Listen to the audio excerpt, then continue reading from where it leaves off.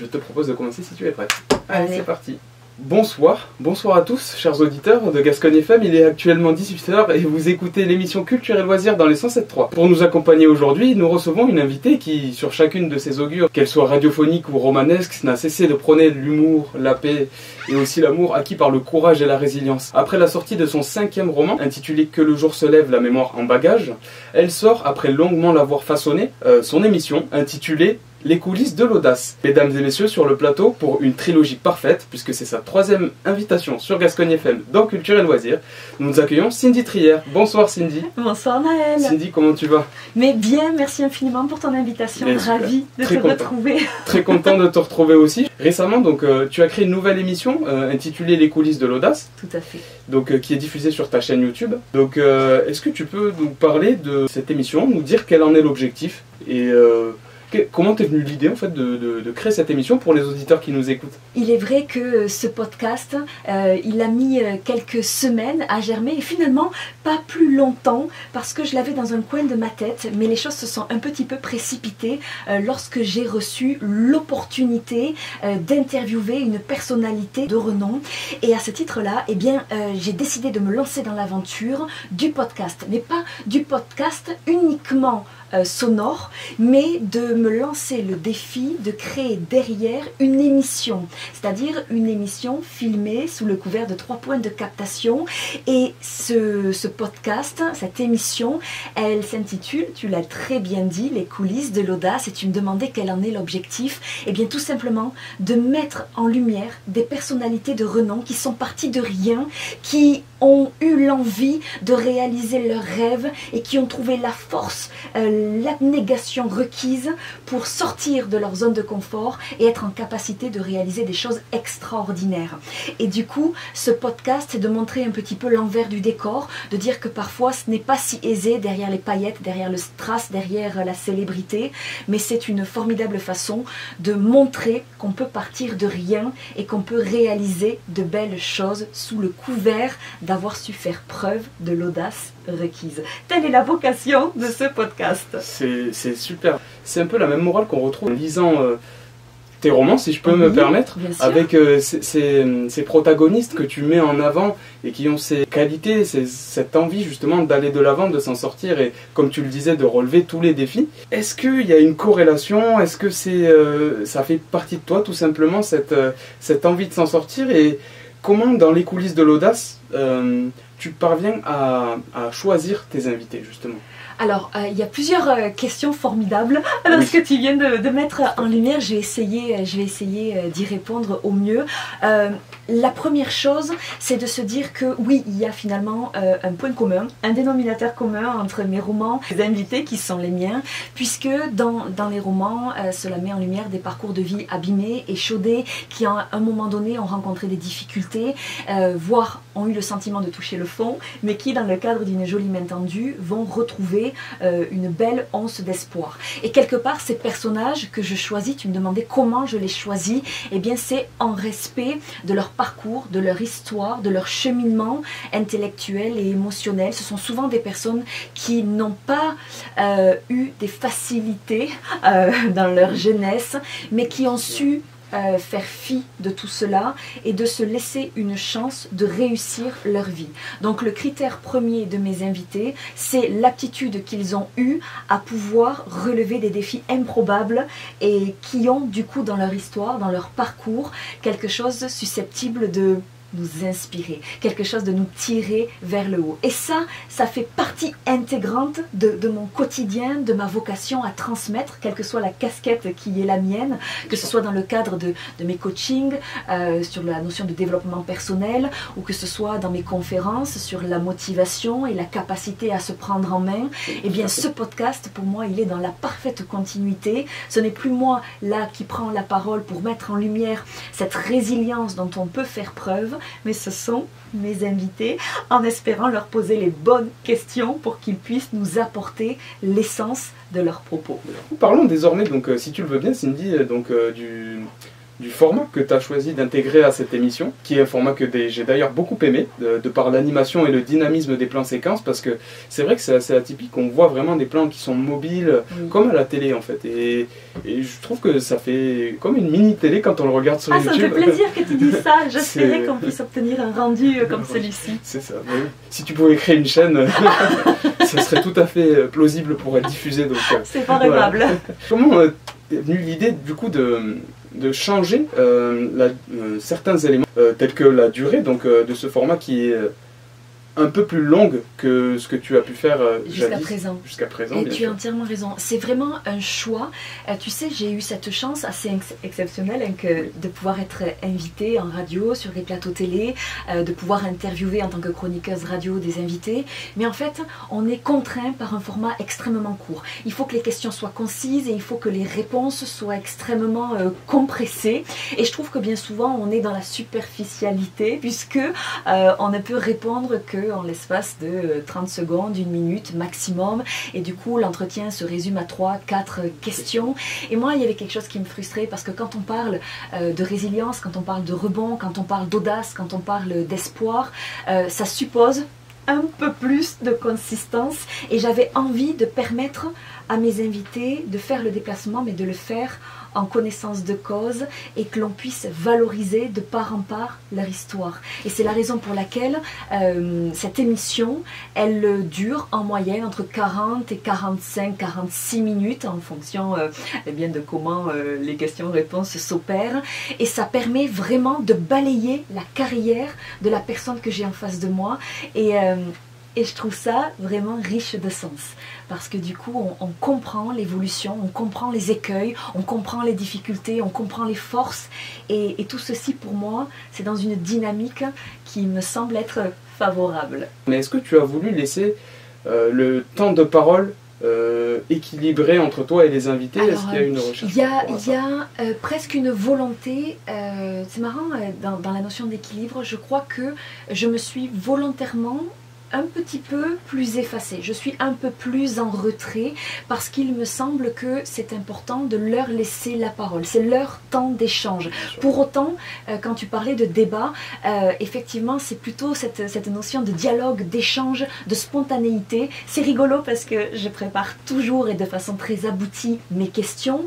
Je ne veux pas passer à côté de quelque chose qui me semblerait important à valoriser pour mon invité, mais néanmoins on sort bien souvent du cadre, parce que la réponse qui m'est donnée, je ne m'y attends pas forcément, et donc du coup ça devient quelque chose de plus spontané, de presque improvisé, et c'est là où du coup parfois leurs réponses font appel à des choses qui font sens pour moi, et là je m'autorise à partager, à rebondir sur ce qu'ils ont dit, mais j'espère quand même que je peux leur laisser plus longtemps la parole que ce que je ne me l'octroie, parce que je veux qu'ils soient mis en lumière. En lumière et à l'aise, et puis je peux créer des affinités.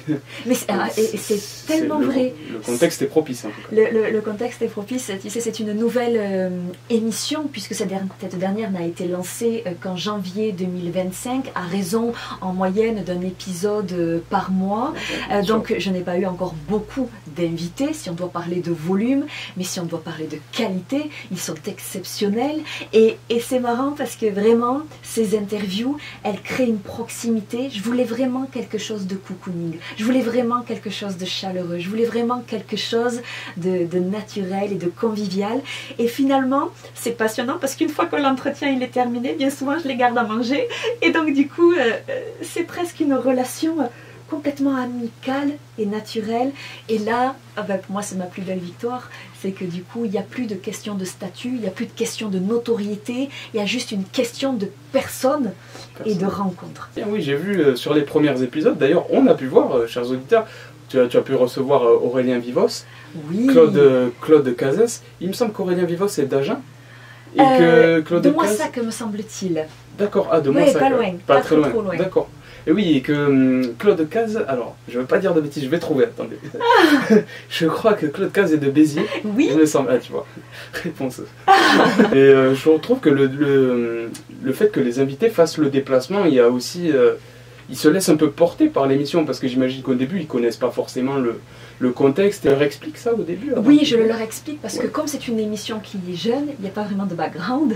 Donc je n'ai que aujourd'hui 2 ou 3 épisodes, donc ils ne peuvent que s'appuyer sur ces 2 ou 3 épisodes. Et pour Aurélien Vivos, qui je le rappelle pour nos auditeurs, a un parcours exceptionnel puisqu'il était magasinier, il travaillait dans un magasin de plomberie et c'est un jeune homme qui a eu cette envie de s'essayer à The Voice et qui y a participé sur le fil, sur la dernière ligne droite des inscriptions et qui devant 3,5 millions de téléspectateurs a été élu grand gagnant de l'édition 2023.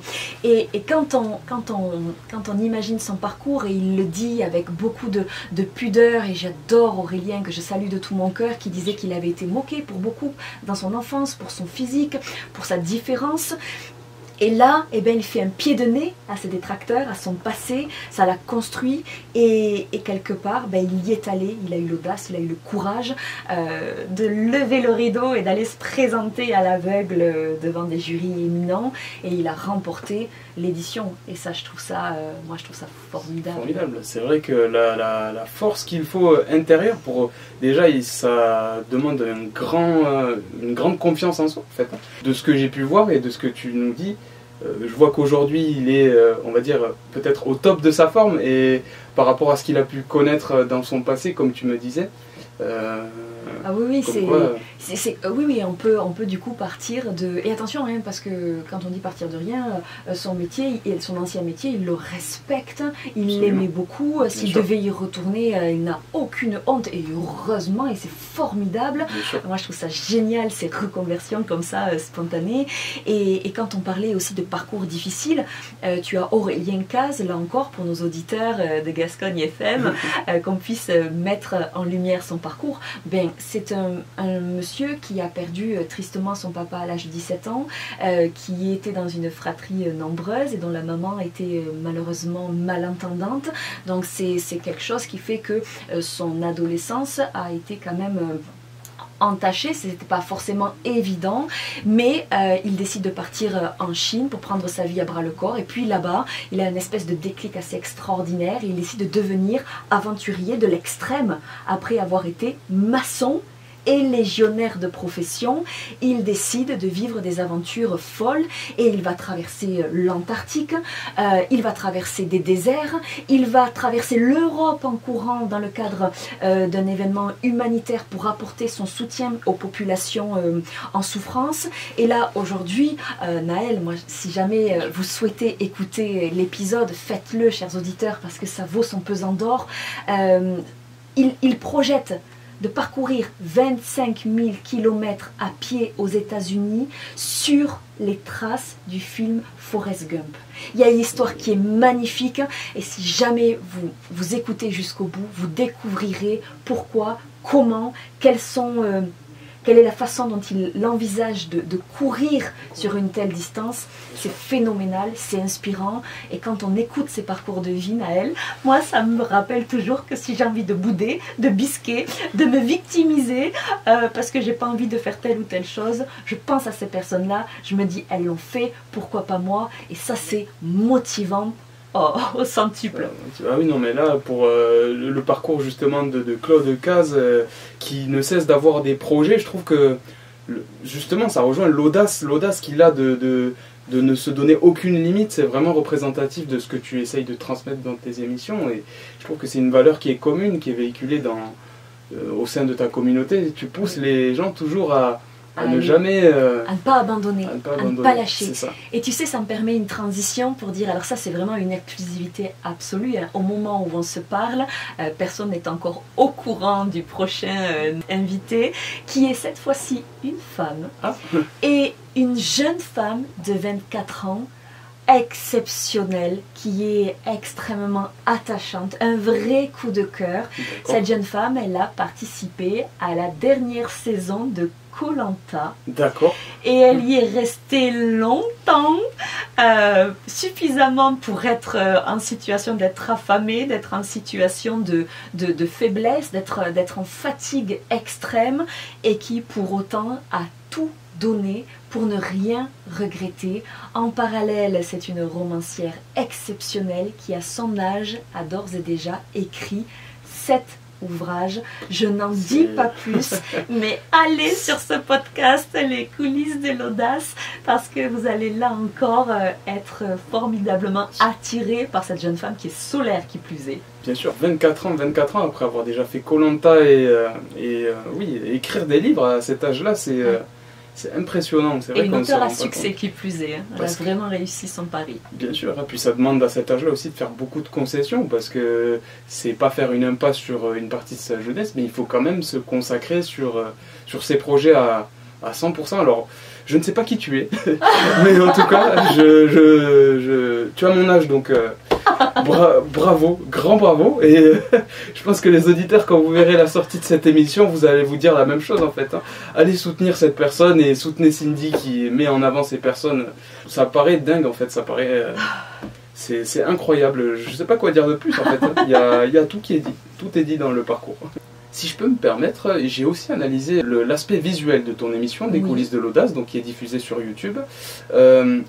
Comment t'es venue l'idée de changer certains éléments décor dans lequel se font les échanges? Parce que c'est un décor, on va dire, qui est plus décontracté, si je me trompe. Vous êtes... oui, alors je voulais pas quelque chose de formel, je voulais pas quelque chose de froid, je voulais pas quelque chose de stéréotypé, je voulais que ça ressemble que ça me ressemble peut-être, et surtout que ça offre d'évoluer dans une atmosphère qui soit à la fois professionnel, certes, qui offre toutes les commodités requises pour un enregistrement de qualité, parce que ça, dans les éléments de décor, ça se voit pas forcément, mais c'est le local dédié à l'enregistrement, c'est mon entreprise en tant que telle, et pour les tournages, eh bien alors là, c'est amusant, il y a des boîtes à œufs, il y a des paravents, il y a des jeux de lumière, il y a des caméras partout, c'est assez incongru, mais ça se voit pas bien sûr à la caméra, c'est pas le but, mais c'est que ce soit à la fois chaleureux et professionnel, pour que le son soit le plus qualitatif possible, parce qu'il y a une chose qu'il me faut te préciser, on l'a indiqué, on peut retrouver l'ensemble des épisodes sur ma chaîne YouTube Cindy Trier Tremplin Carrière, mais également au format audio via les célèbres plateformes que sont Deezer, Amazon Music ou encore Spotify.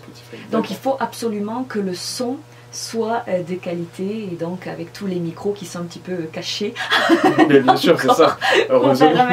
Pour permettre que l'interview se passe C'est vrai que les micros dans les coulisses de l'audace sont pas comme ceux-là où ils me cachent la moitié du visage, là, si je me cache. Là, c'est quand même assez invisible finalement. Et ça, je trouve que c'est plus propice à l'échange, il n'y a pas la barrière du...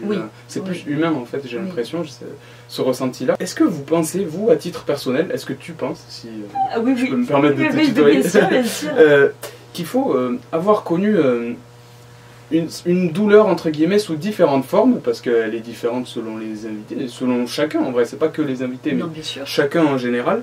Est-ce que tu penses qu'il faut avoir connu cette douleur pour oser davantage et se lancer, se révéler au paroxysme de son potentiel, comme les valeurs que tu essayes de transmettre une nouvelle fois dans les coulisses de l'audace? Je me rends compte que la plupart des personnes qui ont réalisé de grandes choses sont souvent des personnes qui ont été confrontées à des traumatismes ou à des grandes difficultés qui les ont poussés pour beaucoup dans leur retranchement, et ils ont pris à un moment donné la décision ultime de s'en sortir.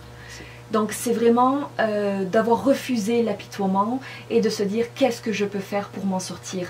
Et c'est souvent quand on est poussé très loin dans nos retranchements qu'il devient presque nécessaire, vital, de trouver une façon d'aller de l'avant et de rebondir. Donc oui, je pense qu'il y a ce dénominateur commun, et je pense que c'est effectivement la vocation même de la réussite, c'est que les choses ne nous tombent pas comme ça avec un claquement de doigts. Souvent on s'est donné les moyens d'y parvenir.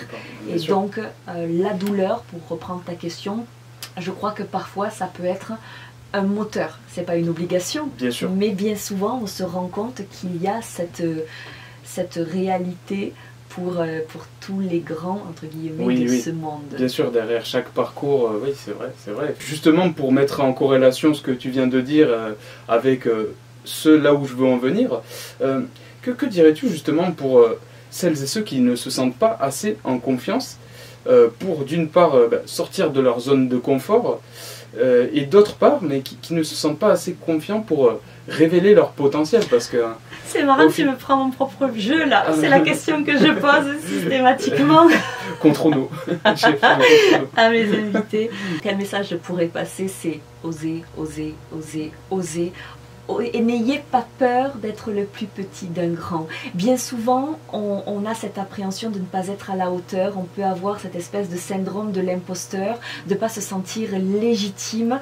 Et ça, je crois que c'est quelque chose qui est tout à fait naturel. Mais c'est de se battre contre nos propres démons pour se dire je ne veux pas passer à côté de ma vie. Tu m'entendras souvent le répéter, mais je le dis encore et encore dans l'espoir que ça opère un déclic chez les gens qui nous écoutent. C'est qu'il y a une étude qui a été réalisée et qui a mis en lumière que 95% des gens sur leur lit de mort disent être passés à côté de leur vie en raison de leur peur de sortir du cadre, de leur peur d'être jugés, de leur peur de ne pas être à la hauteur. Et je trouve ça effarant, je trouve ça extrêmement triste. Moi, ça me fend le cœur de se dire que 95% de la population est passée à côté de sa vie. Et du coup, j'ai envie de dire à toutes celles et ceux qui ont envie de faire quelque chose de leur vie, n'ayez pas peur d'être le plus petit d'un grand et entourez-vous. Entourez-vous des bonnes personnes. Allez chercher des gens moteurs, allez chercher des gens inspirants, allez chercher des gens qui croient en vous. Et si votre quotidien, votre familial ou professionnel ne s'y prête pas, eh bien, allez chercher de nouvelles personnes ou venez écouter le podcast Les coulisses de l'audace. Il y a toujours un bon moyen de faire de la promotion. Ah non, non, je ne voudrais pas que ça soit vécu comme ça, ah non, comme ça. Non, au contraire. Parce que l'audace, quand on n'ose pas forcément être audacieux et que l'on va s'inspirer de gens qui, eux, ont essayé, eh bien, c'est une façon de se tirer vers le haut. Bien et sûr. moi, ces invités, ils tirent vers le haut. Donc j'espère que ça fera de même pour les gens ceux qui vous regardent et qui vous écoutent, j'imagine. Je pense que tu as répondu à pas mal de questions. Justement, pour donner une idée aux auditeurs, Cindy, de ton émission Les coulisses de l'audace, j'allais te proposer un concept, et là c'est inédit, je le développe là dans Culture et Loisirs sur Gascogne FM. Je ne l'ai jamais fait et je me suis dit que ça pouvait être une annexe. Est-ce que tu serais d'accord pour faire ton émission, Les coulisses de l'audace, la présentation des coulisses de l'audace, si je te mets la musique, pour montrer aux auditeurs à quoi ça ressemble? C'est un petit peu une mise en abîme, je ne sais pas si tu serais d'accord. C'est pas que je ne serais pas d'accord, mais là tu me prends de court. Au dépourvu. Là tu me prends un peu au dépourvu. J'ai en ma possession, tu sais, le générique... Est-ce que tu serais d'accord ou Eh bien, écoute, on peut essayer. On peut essayer. Bien sûr, essayer, pourquoi pas. Accorde-moi une minute que je me concentre. Bien sûr, non, mais il n'y a pas de souci. 3, 4. Bienvenue dans Les coulisses de l'audace, un podcast chaleureux et intimiste qui entend donner la parole à des personnalités atypiques, lesquelles ont fait preuve du courage et de l'audace requise pour honorer leurs rêves et autoriser une vie hors des sentiers battus. Je m'appelle Cindy Trier, auteure conférencière motivationnelle, et j'ai un leitmotiv, celui d'inspirer, motiver, insuffler l'énergie requise pour accompagner avec entrain votre réussite. Vous souhaitez prendre votre envol? Nul doute, je serai votre tremplin, avec toute mon affection et ma conviction profonde selon laquelle il est possible de rêver grand, de rêver fort, de rêver loin. Merci beaucoup Cindy, mais c'était génial, c'était super. Moi, c'est cool. C'est bien de l'avoir. J'étais pris de court là. Je m'attendais autant. Merci à vous, chers auditeurs aussi de Gascogne FM. Donc vous l'avez compris, hein, l'objectif c'était de mettre en avant notre invité Cindy qui a accompli tellement de choses que il faudrait que de vous-même vous alliez voir sa carrière, mais aussi et surtout pour vous inciter à consulter la web-série du coup, Les coulisses de l'audace. C'était l'objectif. Cindy, où est-ce qu'on peut retrouver votre web-série du coup, des coulisses de l'audace? Sur YouTube, la chaîne YouTube Cindy Prière Tremplin Carrière, mais également sous le format audio uniquement sur Spotify, Amazon Music et Deezer. Deezer, mais voilà, vous savez quoi faire maintenant.